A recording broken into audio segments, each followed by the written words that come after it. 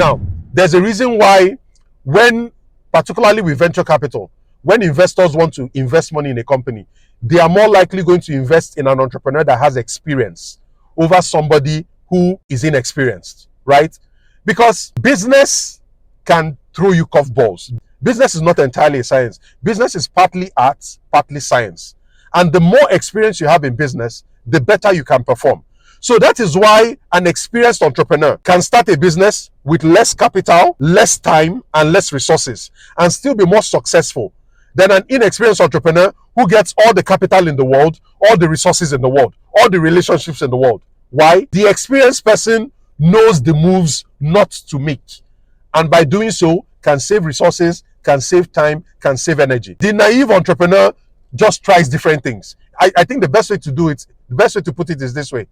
An inexperienced entrepreneur shoots like a machine gun. They're shooting everywhere. They're everywhere. They're trying their luck. They don't know what sales strategy will work for their kind of business. So they try everything. They try Facebook ads. They try TikTok ads. They go and dance a little on TikTok. They go and put up billboards because they don't know what works. They don't have the experience. So they are spending money just trying to find what works.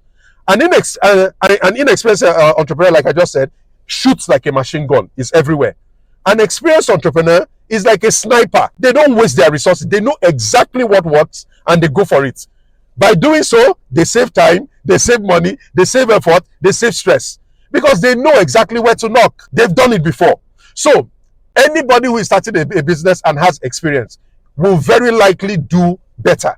And you can see this playing out. Hardest business to start will be your first business or even your second. But a time comes in business where you are now able to start businesses very seamlessly, right? That you know exactly what to do. Why? You've already paid for it. You've paid for the tuition. You've paid with your past failures. You've paid with your past losses. So you know exactly what to get done.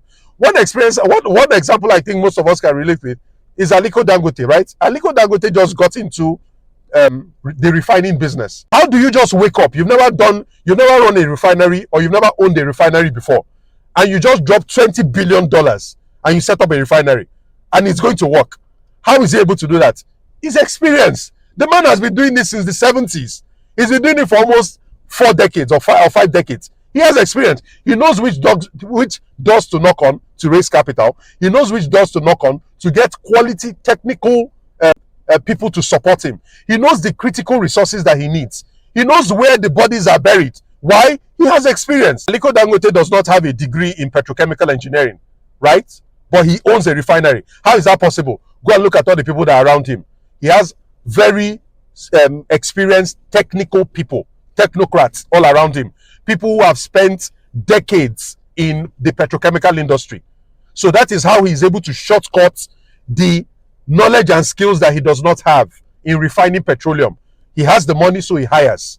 The skills you don't have, you can hire.